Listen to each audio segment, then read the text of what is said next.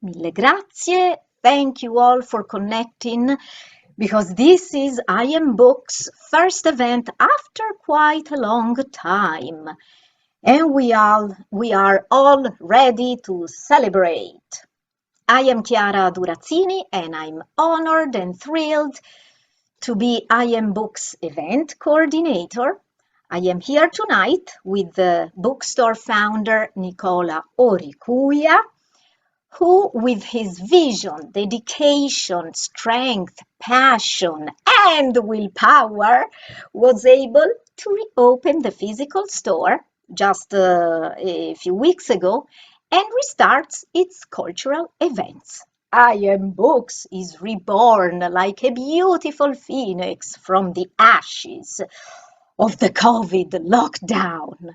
Ciao, Nicola!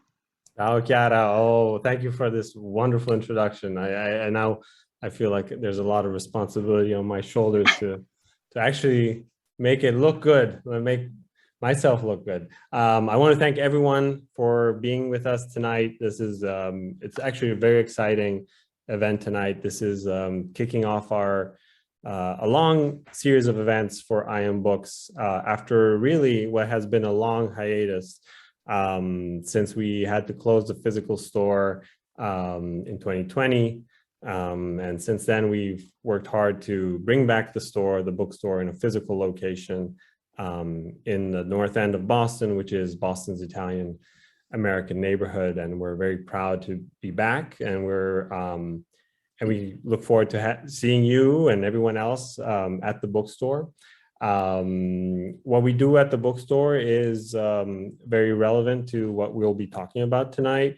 Our core philosophy and our core mission is to talk about, highlight, really shine a light on Italian American themes, on Italian American authors, really the vast panorama of subjects that really are dear to the Italian and Italian American communities. So that said, it's really an honor and a privilege tonight to have two distinguished guests with us to kick off this series. And as Chiara mentioned, these are Anthony Tamburri and Patricia Dunn. A few words on our two guests tonight.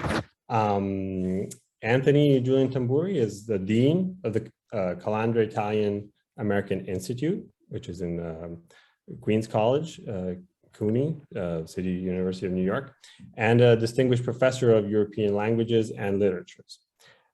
He is co-founder and co-director of Bordighera Press, which we will talk about later tonight, and past president of the Italian American Studies Association and of the American Association of Teachers of Italian. His latest authored books include The Columbus Affair, Imperatives for an Italian American Agenda, came out last year, and also came out last year, Signing Italian American Cinema, a more focused look. If you do want to follow Anthony on a regular basis, you can find him on the Calandra Institute's TV program, Italics, which is produced in collaboration with CUNY TV. It's a wonderful program, many wonderful guests. If you're interested in what we are talking about tonight and what we do as a bookstore on a regular basis, Italics is definitely a program that you will enjoy a lot. And he also writes a column for La Voce di New York, and it's entitled The Italian Diaspora. So very, very honored to have Anthony with us tonight. And also we have Patricia Dunn, who is the author of Last Stop on the Six. And this is a book that we will talk about in a little bit. She is an Italian-American author raised in the Bronx. This is not her first book. Her actual first book was Rebels by Accident, published by Source Books Fire. And she actually writes and appears in many publications, including Salon, The Village Voice, The Nation, LA Weekly, The Christian Science Monitor, and many, many more that I am not going to list here. It's going to take too long. Patricia Dunn has also served as the Senior Director of the Writing Institute at Sarah Lawrence College, where she holds an MFA in creative writing.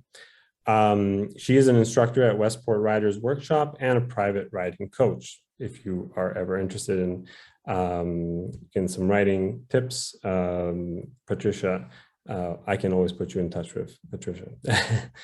She's also the co-founder of the Joe Papaleo Writers Workshop in Chiara, Italy. And she has traveled the world, and she will tell us a little bit more about that. But right now, you can find her in Stamford, Connecticut.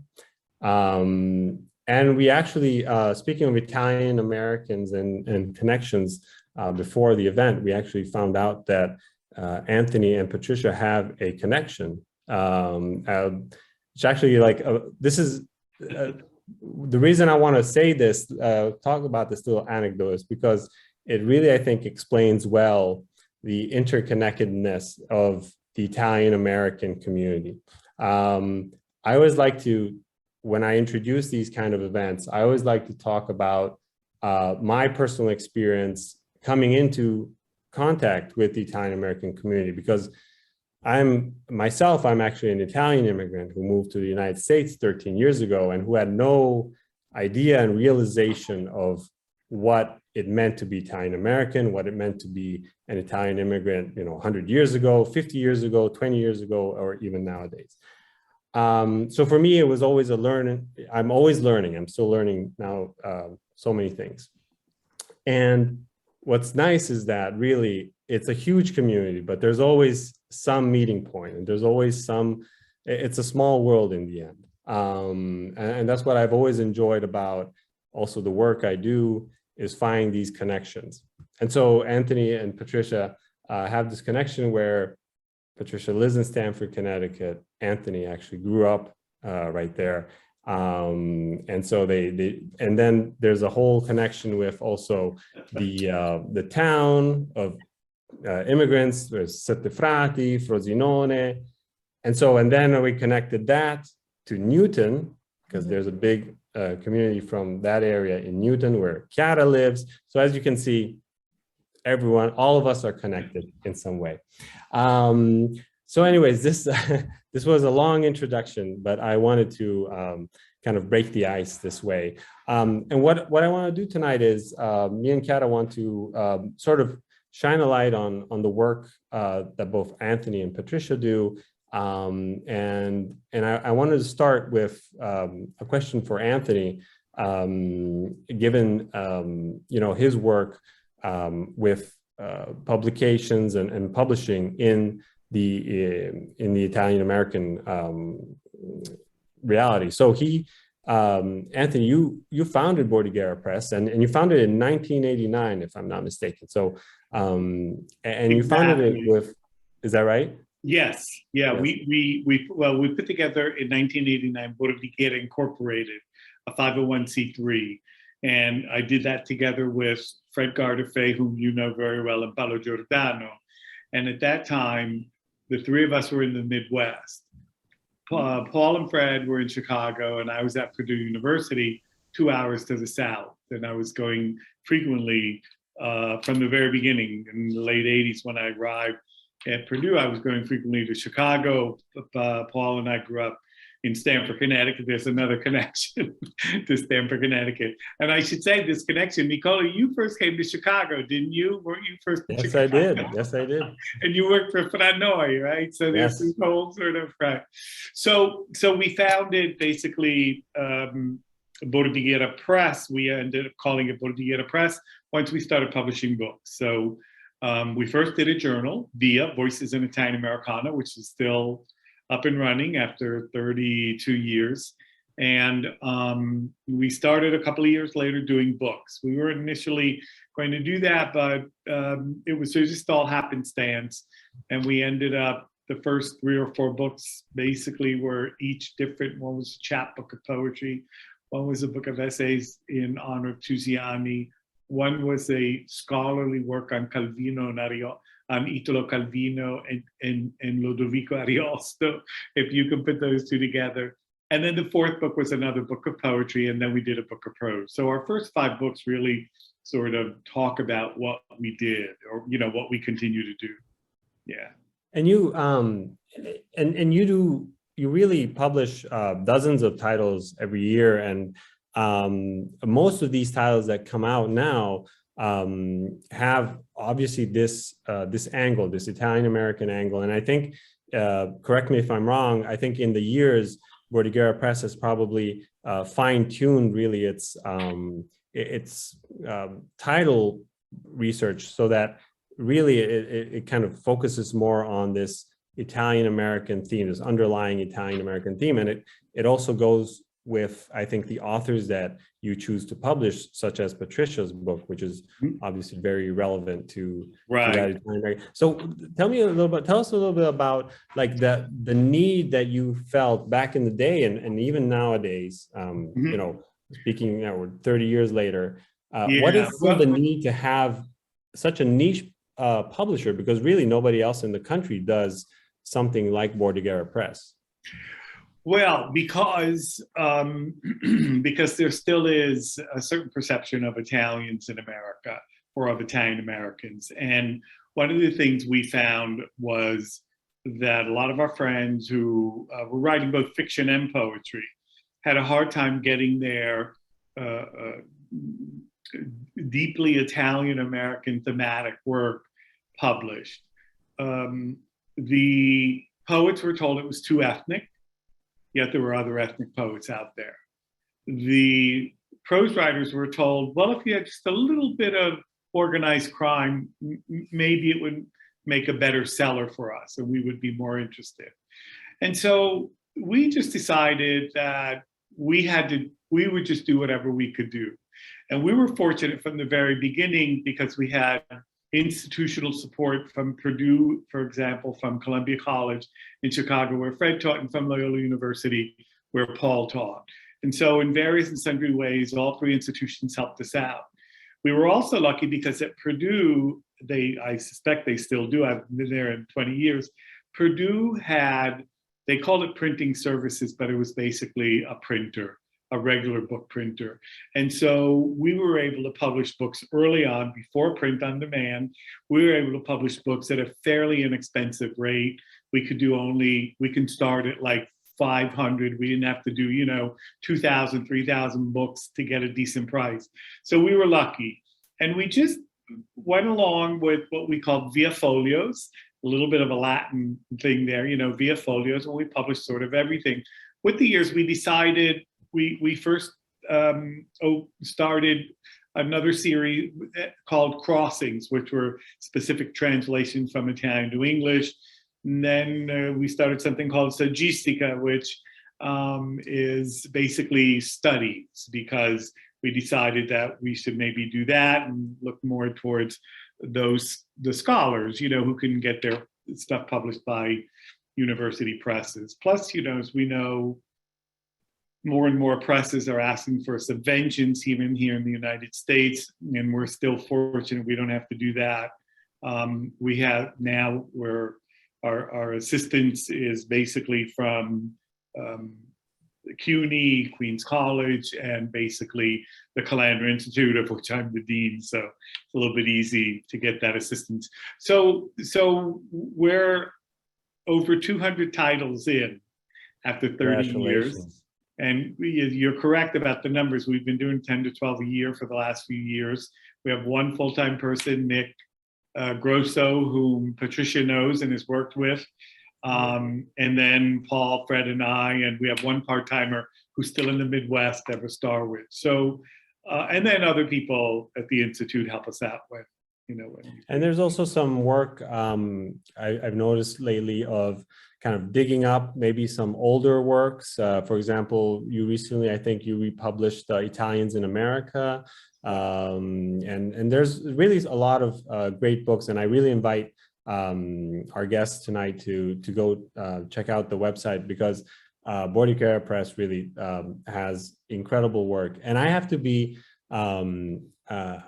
to say, just kind of commenting on something you said earlier, I find that very true, that there's this almost need for to read about ethnic stories. And I think this is true for, you know, all ethnic groups. There is a need to kind of recognize yourself in literature sometimes, and also as it's almost like a mirror, right? And that's what I really I think I really appreciated the, you know, Last Stop on the 6th by Patricia, because and I'll ask you one question, Patricia, and then I'll hand over the mic to Chiara.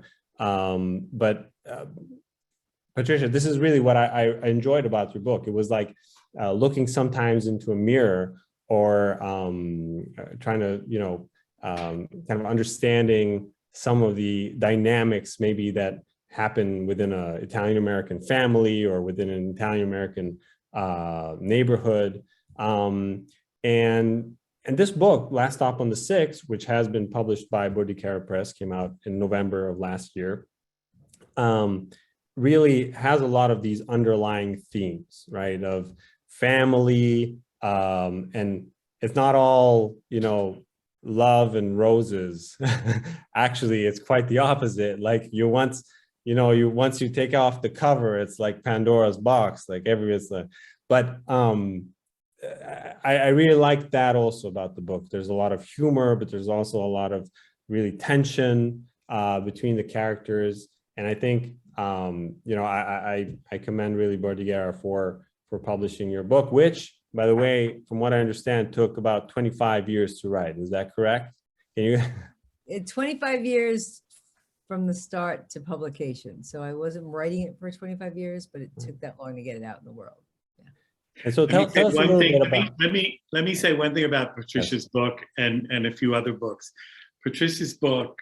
So within the book business, there are a couple of places where you just hope by the time you die, your book will get reviewed there. And Patricia's book was reviewed in 2. And one is Kirkus, but of course, the sort of creme de la creme is Publishers Weekly. And she was reviewed in both. And that really is something, you know, yeah. So I just wanted to throw that out there so that people realize what kind of work, literary work we're dealing with.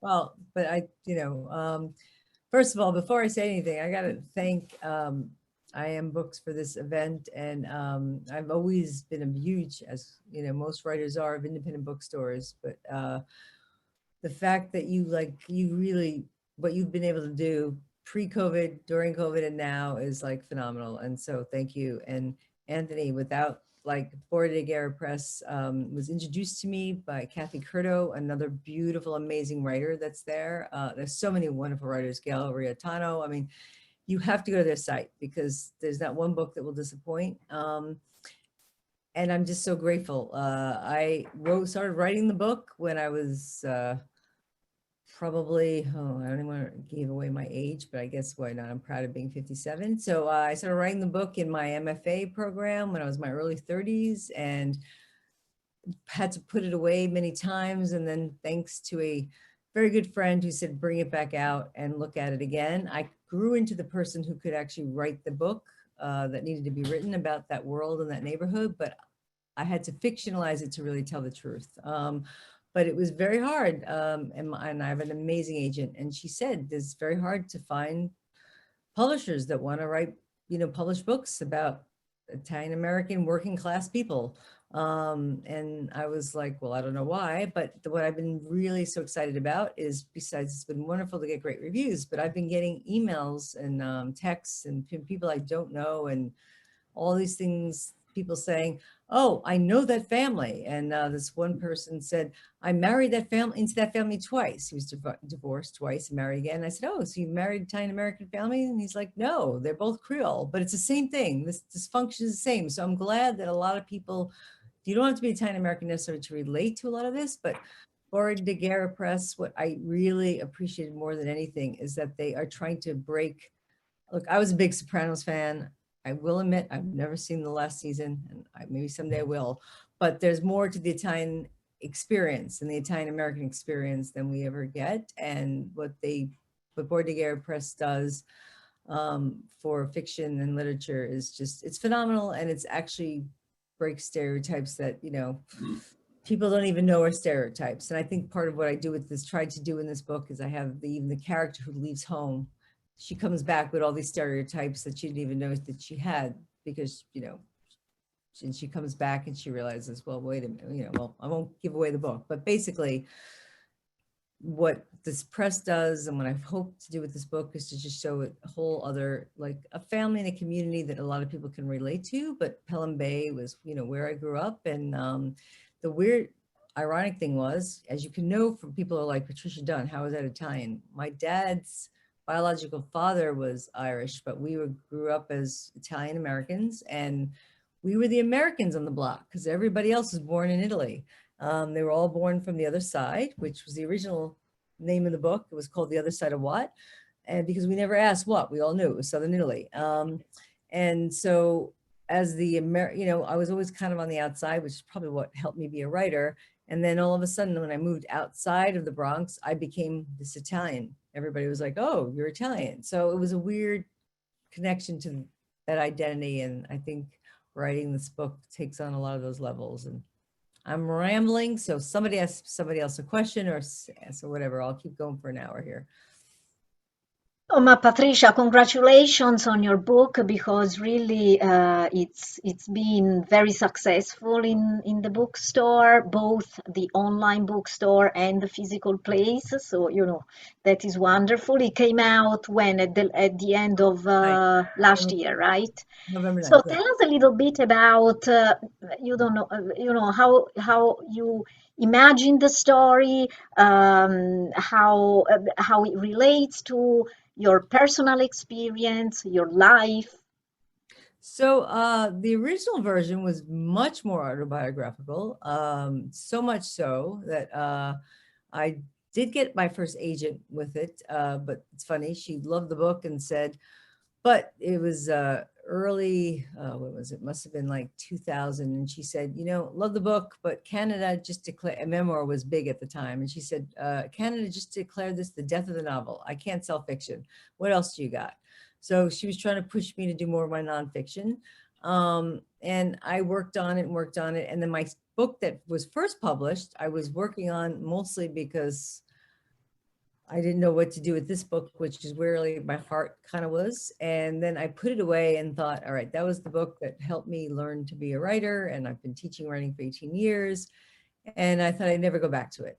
And then an amazing writer who people should check out too, named Jim and Han, who actually saw this book in its first version, which was a short story called Banana Curls Girls.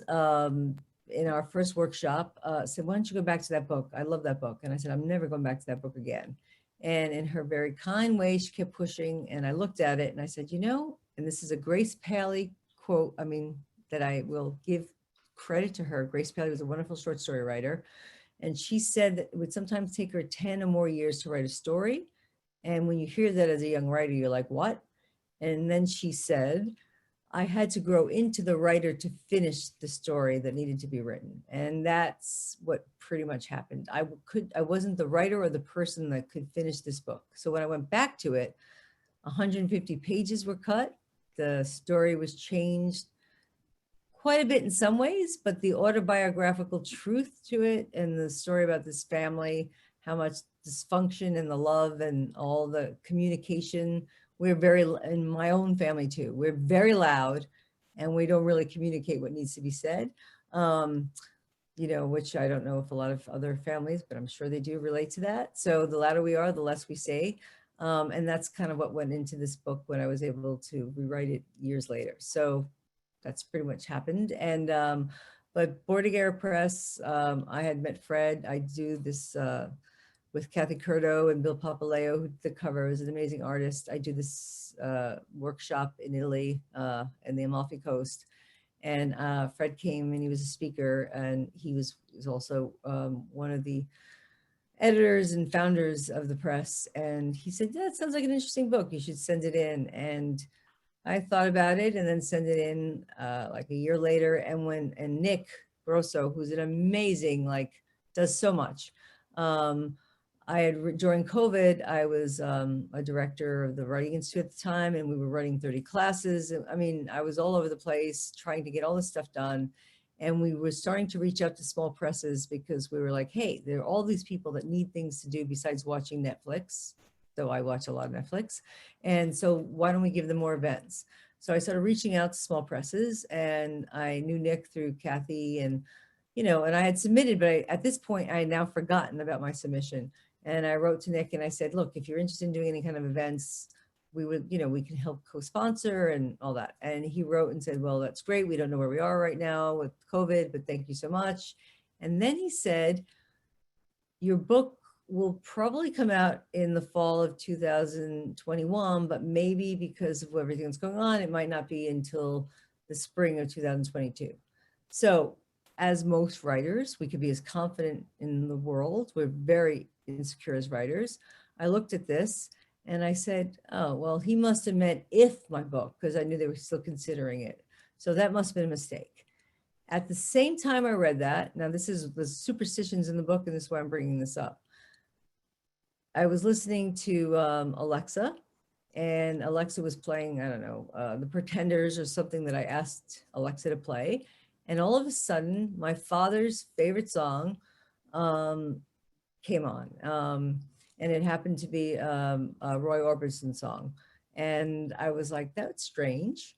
And then I'm like, well, that's weird. And my father had just passed a month earlier because of COVID.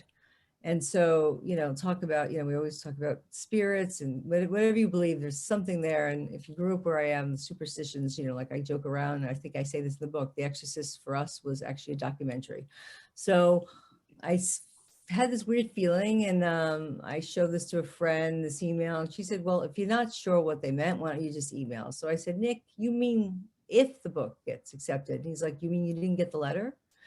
So they had accepted the book a month before I even knew that they accepted the book, because I had just totally got so caught up in everything else I was doing, which was not me prior to that. I was always checking submissions every week.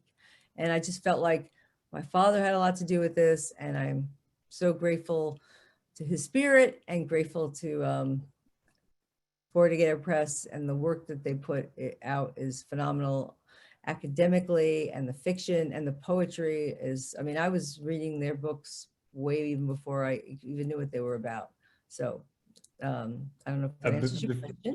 But anyway, before we get back to the book, I want to actually piggyback on what you were saying now, to ask Anthony, like, what is the selection process at Bordighera when it comes to the authors, the themes? Like, how do you all get together? What's the process for that? We do. What we do is, up until a couple of years ago, it was sort of catch as catch can, right? Somebody's, oh, got a book, send it in, whatever. And as we started to do more books, as we started to do more than 5 or 6, it just really became, and we've been doing a dozen for a number of years now. And Nick's presence has really been good in that sense too, because he knows what's happening every day, right? Yeah. So we open up Submittable, which is now what just about everybody's using. We make an announcement that, you know, Submittable is going to be open for the next couple of months.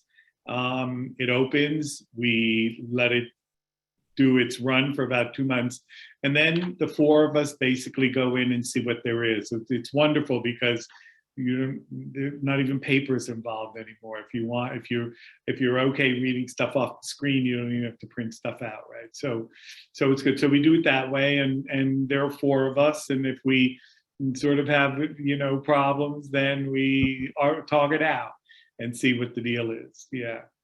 I should say that all of our authors over the years have been really gracious with us. You know, I don't think because as we know, authors can be a little bit cantankerous. You know, ours have been really good. So, and we've been fortunate, you know, with some Italian writers who have been translated, some of who are alive still and writing. So, yeah.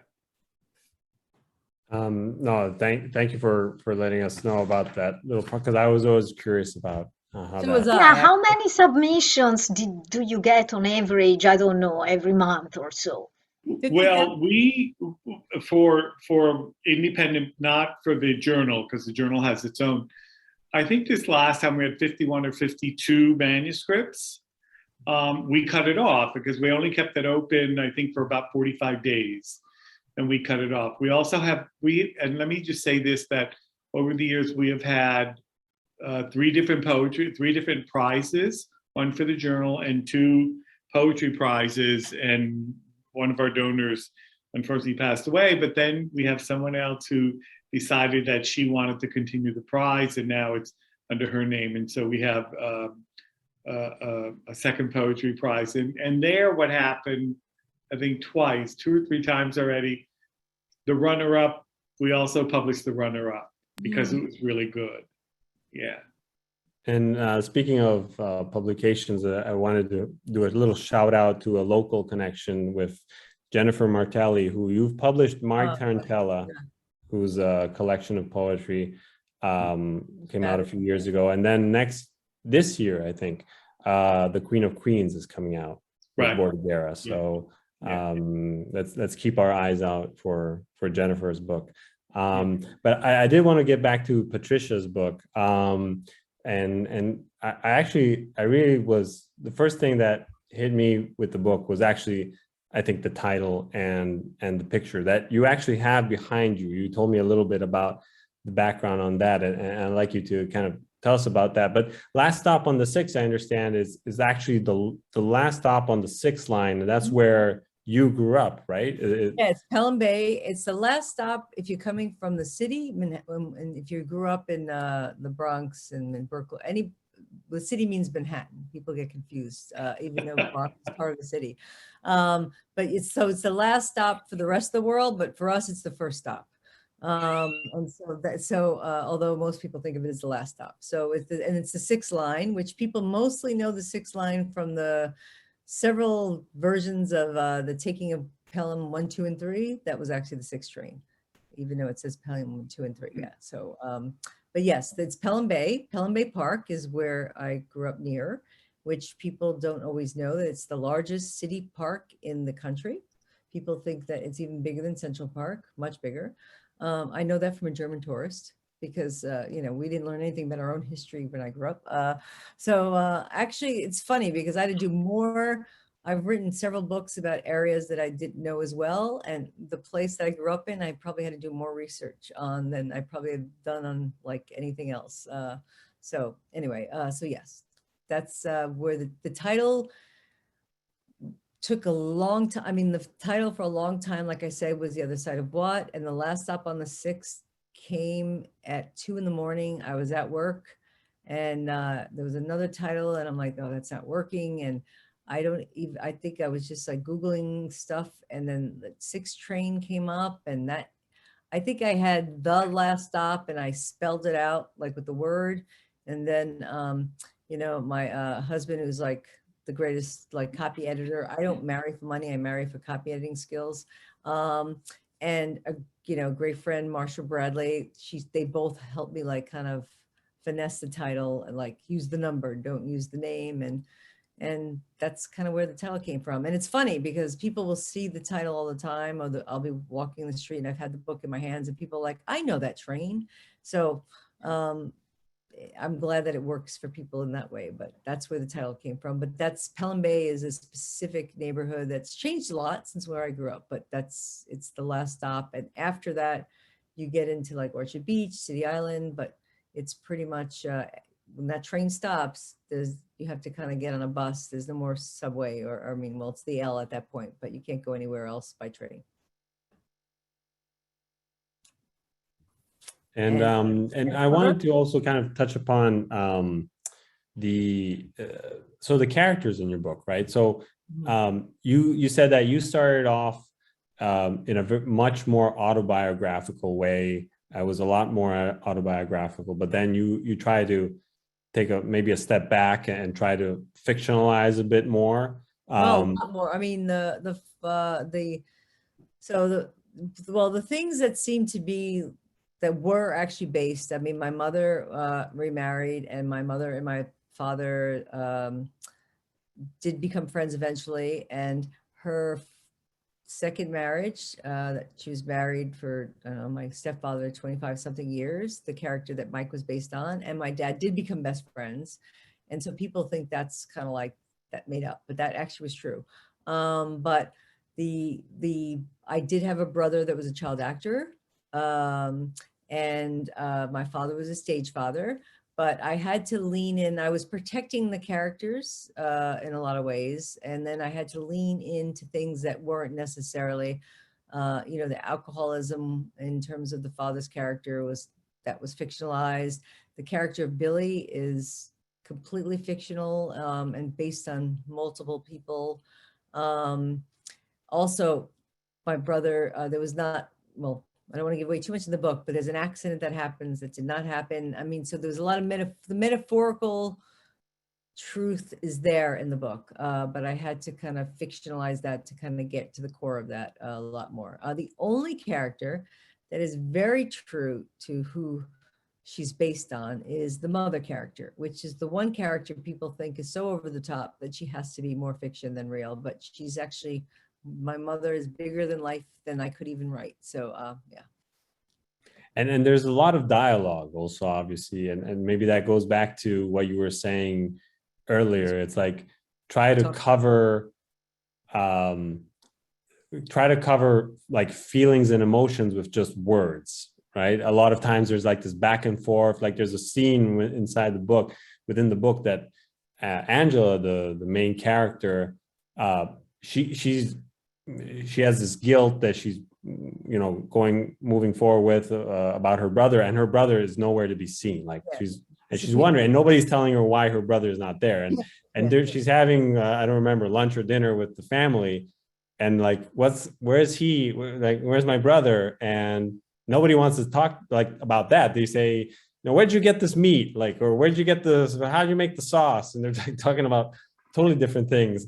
And that actually is probably real to, I mean, it's I used to have friends that would kind of visit when I remember going to college, and people would come and visit, and they'd be like, why is everybody yelling? And I'm like, who's yelling? Right. I'm like, oh, that's just the way we talk.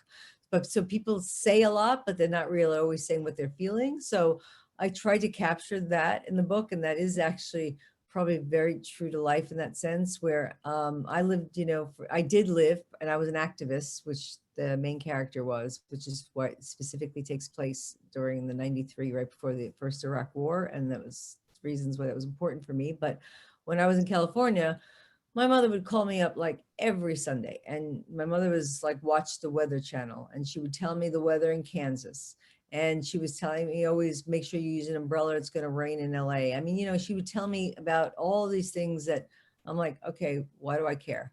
But then when really serious things happen, when my grandmother got sick or other things would happen, I wouldn't hear about it from her. Somebody else in the family would tell me, and I'd be like, why didn't you tell me? And she's like, well, what are you going to do about it? You're so far away. And that's kind of what this family is about. It's like, well, what can you do about it? Or the stuff that's like really that they don't want to talk about or deal with.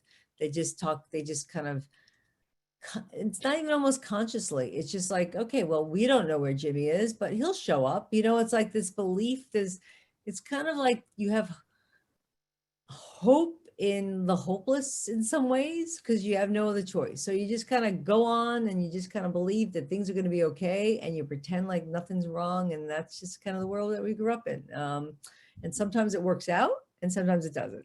I think that's a lot of what we're dealing with today, right? We're just kind of going ahead and hoping things are going to be fine. And if it doesn't, well, it won't be. But what else are you going to do? You just got to take it day by day. And that's kind of what this family does. So they'll talk about everything but what they really need to talk about. And the one thing that's true, like the mother character, the women in my family did not cry. And if they did, they shut the door. The men in my family cried, which, was just, that's the way it was. And that's what, I always thought. So, and that's kind of like another thing that was very true about the emotional state of these characters were based on people that I knew. So, but many of the characters had to get cut for different reasons, and, but they'll show up maybe in another book. I'm curious to know, Anthony, if that resonates with your experience growing up in Stanford. Very much so. Very much so. And especially, why are you yelling? Who's yelling? Yeah, exactly. People are like, what was yelling? And it's so funny that you see, I grew up in the Bronx, and then I moved to when I came back from California, my family was in Westchester. I'm like, Westchester, why are you living there? And I only came to Stanford because the person I avenged my second marriage. No, I don't know. I feel like we've been married 50 years. I think it's only been maybe 10 or 11. I don't know. I think he's probably watching, but whatever. He probably doesn't know either. But when I came to Stanford, I'm like, oh my God, there's many Italian, there's so many Italians here. I felt like I was back in the Bronx. There's just so many cultural connections. And it was just very strange how I joke around, you know, because Brooklyn has become like the hip, wonderful place. And no offense to all those of you in Brooklyn, but I think the Bronx, if you're from the Bronx, you know, you feel like it kicks, excuse me, I won't like butt over Brooklyn any day. But anyway, but I think Stanford has become the new Brooklyn because it is very cool and all that. But when I first moved here, I couldn't believe how many similarities there were to where I grew up in the Bronx. It was kind of like, I don't even think the Bronx where I grew up is as much as it is here. So I didn't know whether I'd feel comfortable in Stanford. And I think I do and I don't, because it's so much like where I grew up. And that's, so it's funny. Yeah, and there are 3 freestanding Italian clubs. Yes. Right, there's the Minturno Club, there's the San Manghese Club, yes. And there's, of course, the Setefratese Club. Yes. Then yes, and people are very proud of each of their clubs. Yes. Yes, it's funny. And it's funny because I played bocce before I even knew what bowling was. So I mean, it's that kind of thing. So when I found out like people were playing bocce here, I'm like, oh, wow. And then I was talking to a friend from work and she's like, bocce? And I'm like, well, it's like bowling without the holes, but not the, it's just, anyway. So yes, but the clubs are very, you know, I mean, but it's also a great community. And actually, you know, a lot of the supermarkets, you know, people speak, a lot of the cashiers only speak Italian. So, you know, a lot of them are older people who speak more Italian. And I took Italian since 2nd grade because I grew up at a place where I was lucky enough to have Italian, but I understand so much of it, but don't ask me to speak a word of it because my northern family laughs at me because I have so much dialect thrown into things. And then I lived in LA for a long time and had a lot of Spanish speaking friends. So it's half Spanish, half Southern, half, I mean, you know, so like, I don't even know what comes out of my mouth, but I always know when you're talking about me. So, and like I always say, talk about me is all you want, but say it behind my back. Don't say it to my face because I don't want to know about it.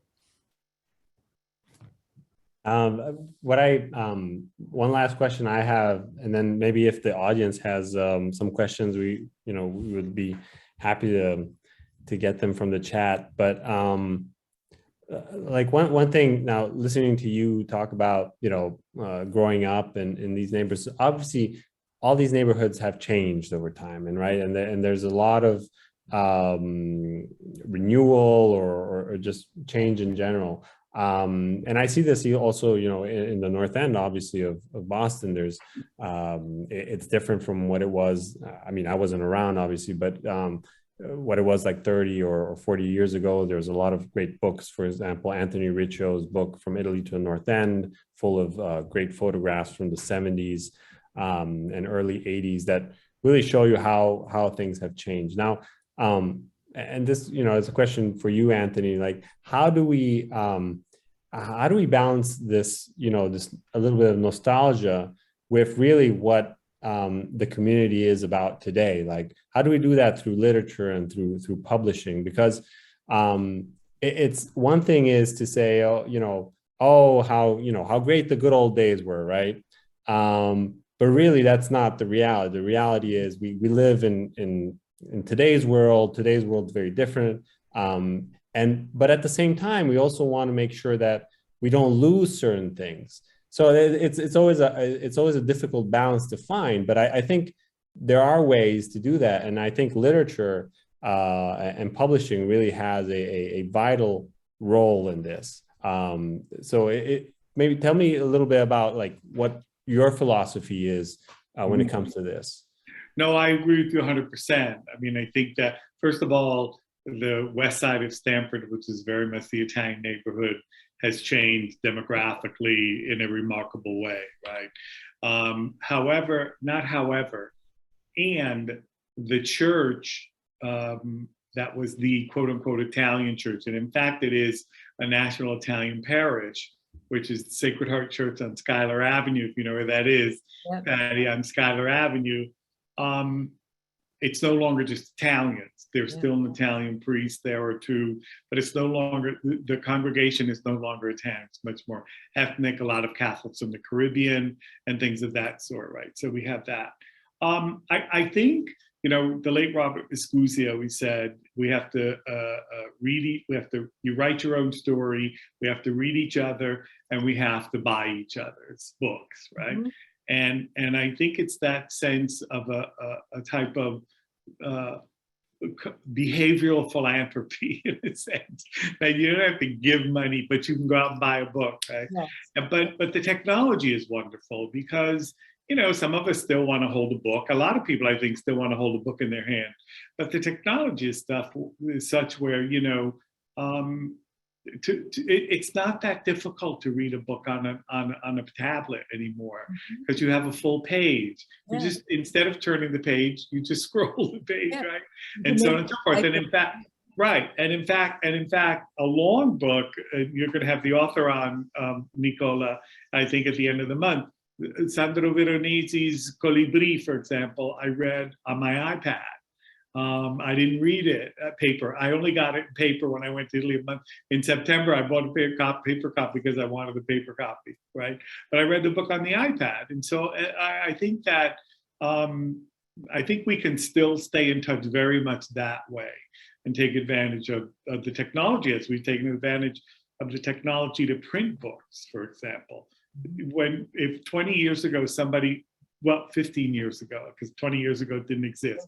If someone said print on demand, you thought of a book that was sort of badly printed, whatever. Well, it's interesting because today I pick up university press books, trade books, whatever, and sometimes I see the same little symbol in the back of the book that our books have because they're using our printer. Yes, you know. And they're beautiful, yep. They do everything right. But then you also have Bill Papaleo, so you've got the artist there too, right? I looked down on that. That's true. But so the technology, I think, could really help us in that sense. And also here, Zooming. You know, we all want to be in person, for sure. We're trying to do that already at the Calandra Institute. We're trying to do hybrid, but the technology is really going to help us, I think, in many ways. Where we still have a great challenge is in education. Is in getting courses up on Italian American studies, Italian diaspora studies, et cetera, at the university, at the college university level especially. And that's where our sort of padroni, you know, our godmothers and godfathers, the ones who can, have to really sort of dig down into their pocket and make those contributions for courses and things of that sort, so we can get these courses running. You make deals with universities. You decide to fund maybe a course or two. If it has success, the university then will pick it up. Most colleges will do that. And so we have to engage more in a philanthropy of that sort, in which we have not done. And Nicola, you mentioned us recuperating old texts, and that's what one of the old scholars that we're sort of trying to recoup is Giovanni Schiavo, all of whose works are out of print, but they're available, you know. But he's had some really good things to say over the decades. And Kat, I think we have a couple of questions. Yes, thank you all for this wonderful conversation. I think we have a few questions. I'm going to read them to you. So Randy Croce is saying, I interviewed Italian and Italian American stonecutters and children of stonecutters who immigrated back and forth from Italy. Similarly to what Patricia said, they faced discrimination and stereotyping in Vermont. Then they were stigmatized as the American girl or boy in Italy. Can you talk more about the issue of shifting cultural self-identity and the way others see you? I don't know if he wants to reply.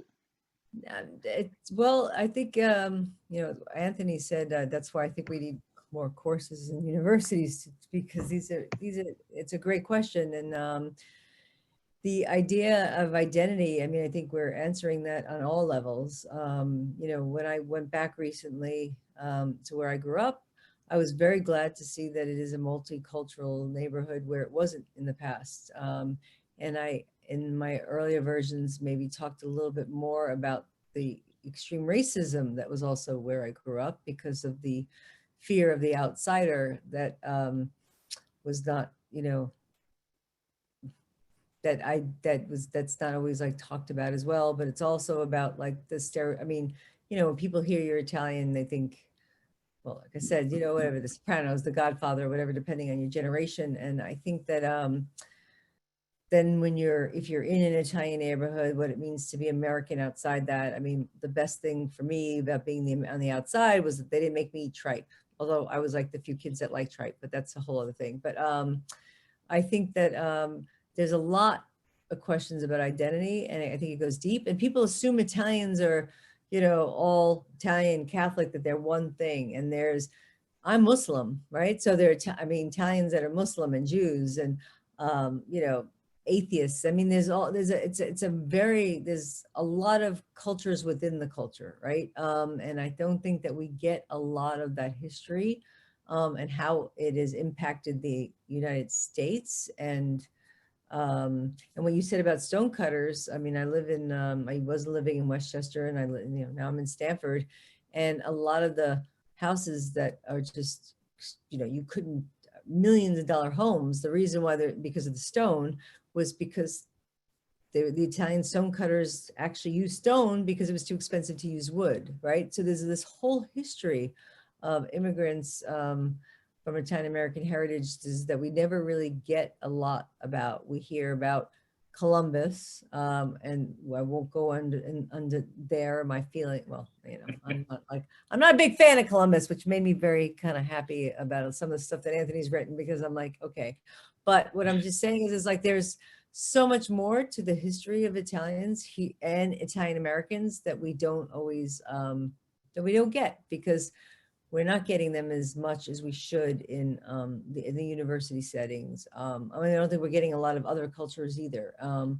And I don't just mean it, and I don't think that these authors or scholars should just be in classes by themselves. I think they should be incorporated into, the canon, right, of literature as a whole. I mean, what makes, when they talk about the great writers, of the 20th century, I mean, is it really, the Hemingways and the Faulkners? And no, I mean, there's a whole other range of writers, of different backgrounds and, women and different, and that we don't really ever hear a lot about. And we are now, which I'm very, grateful for, but we got a long way. So, I mean, Anthony probably has more to say about this than I can, but anyway. Well, I think that it's true, you're Italian in the United States and you're American in Italy. And part of those of us of a certain generation, if we grew up in an Italian neighborhood like the West Side of Stamford, Connecticut, you were Italian. That was the adjective that was used. And I always say this, and I'm not, this is true. The binomial Italian American I heard the first time in my freshman sociology class, in college, because we didn't use that terminology. Mm-hmm. Fred always, laughs, and he's serious, but he always chuckles, and he says he found out he was American the first time he went to Italy. He grew up in Melrose Park. Melrose Park outside of Chicago is a very Italian little town, and it's true. So you think you're Italian and you go to Italy and like, uh-oh, you're not Italian anymore. You're American, right?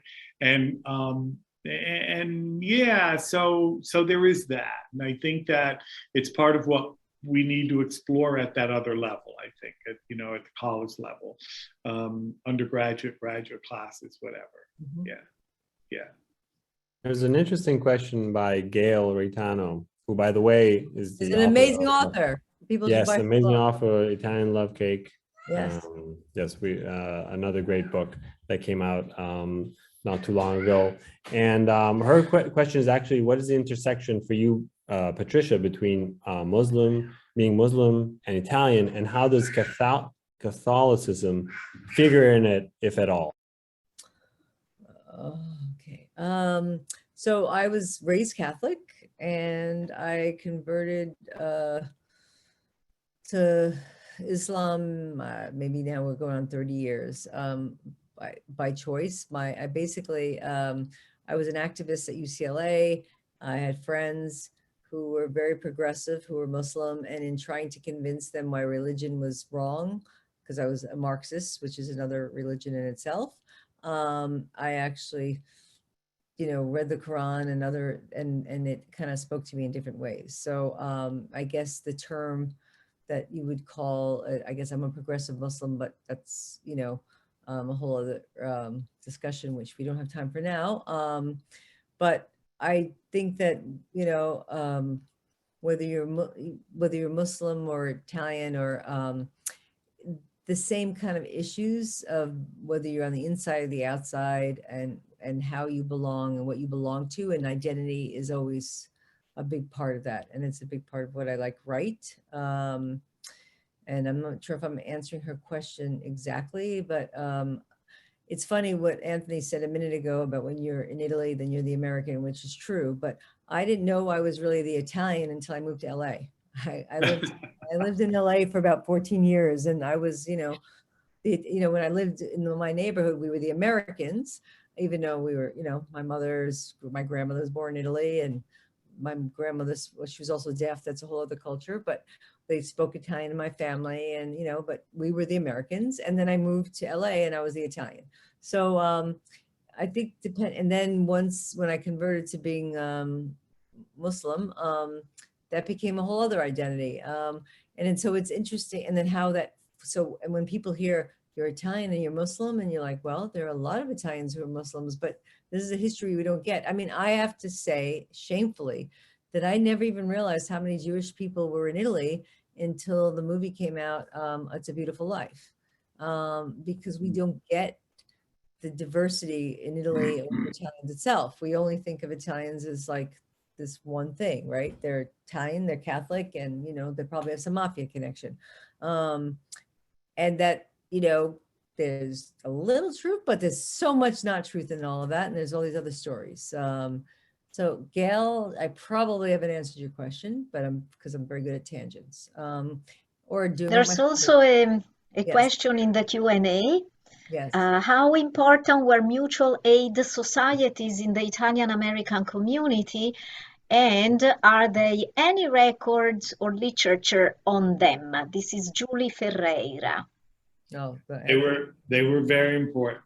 They were very important because they were, one would pay into a mutual aid society according to his salary, usually it was the man who was working, according to his salary. And they would be guaranteed, they would pay an annual fee, and they would be guaranteed medical, dental, and actually the family would be guaranteed burial costs, and the family would get something like $100 depending on the mutual aid society. I mean, they were innumerable. There were tons of them. I still have the little booklet from my grandfather's Vittorio Emanuele III Mutual Aid Society of Stamford, Connecticut. And they were, and I always tell this to some of the conservative paesani, who start talking about the welfare societies, etc. They were welfare before welfare existed. They were little groups, right? They were the mutual aid was a welfare system, and it was great. It worked wonderfully.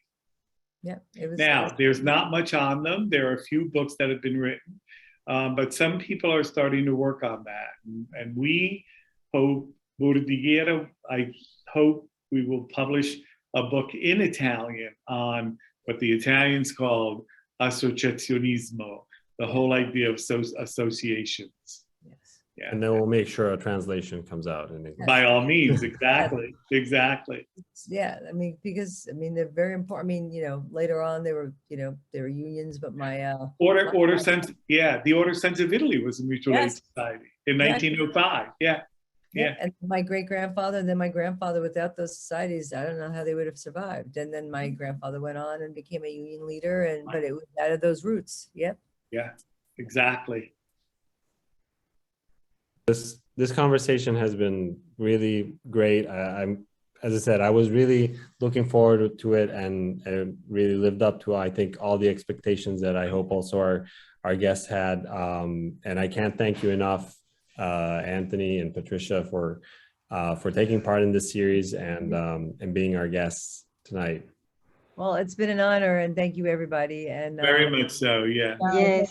because I know it was a lot of work to get this to go, especially for your first. And congratulations! Not only is it amazing that your bookstores, that the bookstore is up and running, but that it's actually what they call what is it? Brick and mortar. Brick and mortar. Brick and mortar. Yes, I was like, I gotta learn these new terms. We're back. We're back. Right. And it's an independent bookstore Yes. that charges the same as those places online. Yes. Exactly. Exactly. So many writers, and they do so many things, and this is wonderful. And I've been from Stanford. Boston's not too far, and one of the trips that we're going to be making very soon is to Boston. Only, I mean, I like Boston for other reasons, but really it's because we want to visit your bookstore. So thank you. So people, buy, and you know, as I always say, you don't have to read the book, but you have to buy it. Yeah. Yes, yes, yes. We all have long to be read piles, so please add Yes. to that. No, really, thank you very, very much. This was for me a very, very interesting conversation. You know, I'm Italian, and I must admit I don't know much about Italian Americans. So even I, as Nicola was saying, I'm learning. I actually live right there when I go to Florence, Anthony, in your painting that you have Santo Spirito right there. Yeah, so Patricia has that painting, right? And I have the other one. Here, a little bit of nostalgia, Chiara. Yes, exactly, Wow. exactly. Florence. Yes. But seriously, thank you everybody for connecting with us tonight. We are gonna have more and more virtual events. For example, this Sunday we are gonna have an event in Italian with Giovanni Grasso, a fabulous writer, and he's also the assistant of the Presidente della Repubblica in Italy, by the way. He wrote an amazing book, Icaro, Il volo su Roma, so it's going to be Sunday at 3. And also, Anthony, you were talking about Sandro Veronesi, and we will have him as our guest on January 25th, because the translation of the Il Colibri is coming out. So, you know, we are all very excited to have these next events, and more in February, more in March. So please take a look at the website and check out all the events, and of course all the books that we are selling. Again, thank you so very much, Anthony. Thank you, Patricia. Of course, Nicola. And until next time, alla prossima volta. Grazie. Thank you. Ciao. E guardatevi tutte le chat, ve le manderò. I'll send you the chats. Okay, thank you. Ciao. Ciao, arrivederci, grazie. Ciao, grazie mille.